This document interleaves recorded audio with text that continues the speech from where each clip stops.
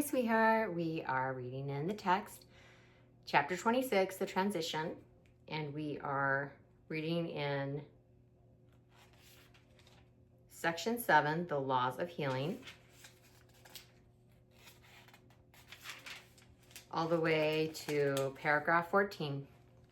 The miracle is possible when cause and consequence are brought together, not kept separate.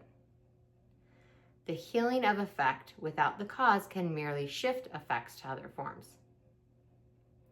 And this is not release. God's Son could never be content with less than full salvation and escape from guilt. For otherwise, he still demands that he must make some sacrifice, and thus denies that everything is his, unlimited by loss of any kind. A tiny sacrifice is just the same in its effects as is the whole idea of sacrifice. If loss in any form is possible, then is God's Son made incomplete and not himself. I'll pause here and say, in A Course in Miracles, it reminds us many times that you are whole and complete. So here it's saying, if you're saying you're just a tiny bit not complete, you're still saying you're not complete, and it's not true.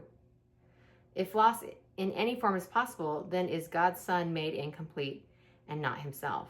Nor will he know himself, nor recognize his will.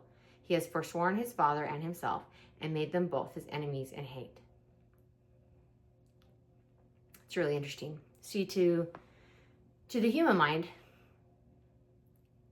we see things in terms of, well, nothing's perfect, so this is better than nothing.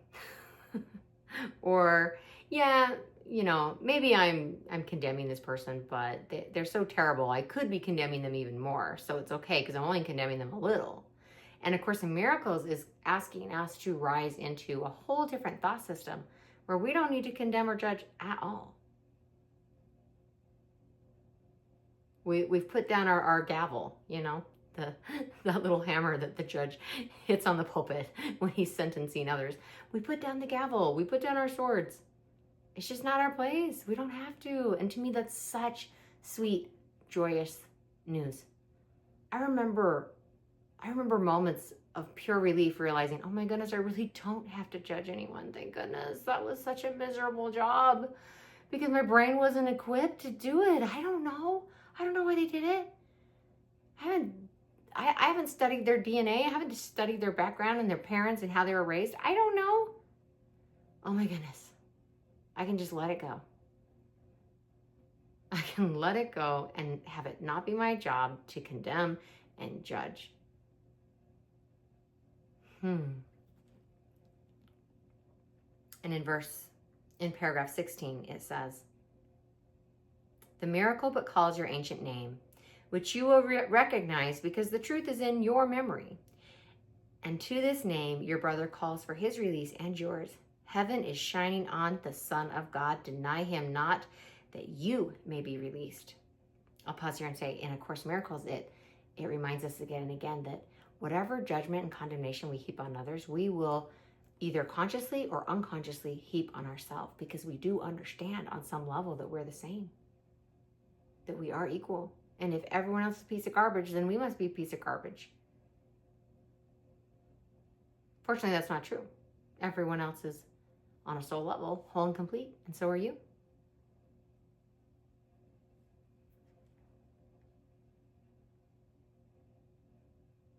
Deny him not, that you may be released. Each instant is the Son of God reborn until he chooses not to die again. In every wish to hurt, he chooses death instead of what his Father wills for him.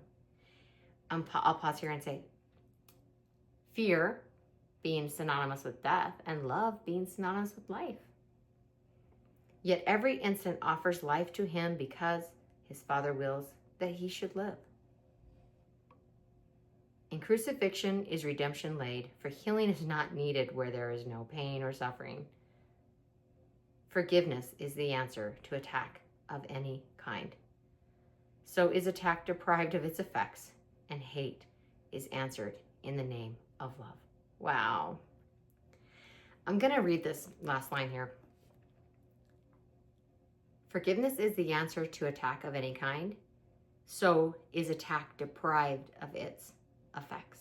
Because if we forgive any perceived attack, we have just deprived that attack of its effects. Wow, that is so potent. Let's sit with that. To the ego, it's like, well, I don't want to deprive that attack of its effect. I want to be wounded.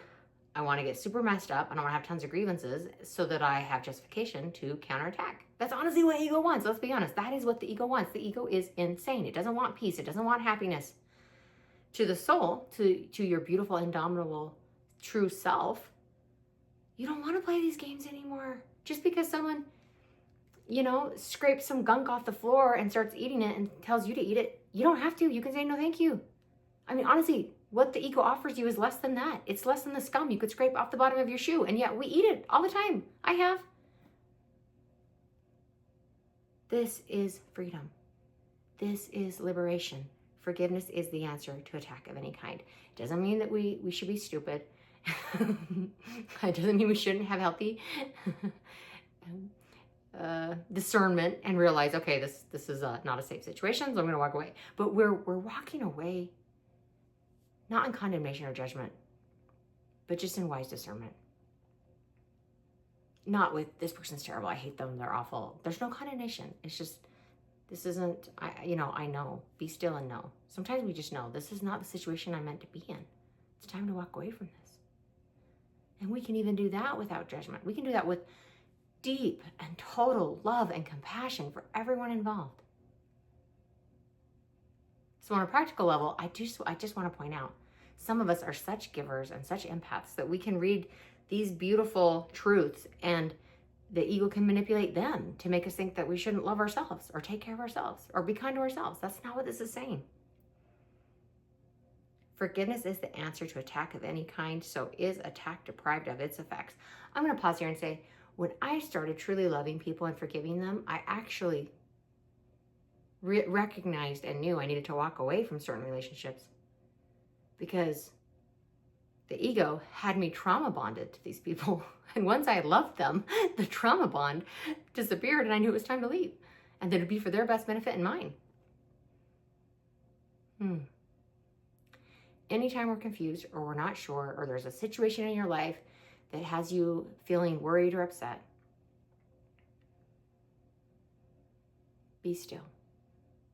Go into stillness. Have a willing mind. Ask Spirit for guidance and sit in that stillness until inspiration comes to you. You will be guided. And if you don't get the guidance yet, just keep taking one next right step in love, in trust, knowing that the guidance is coming, knowing that the answers are coming.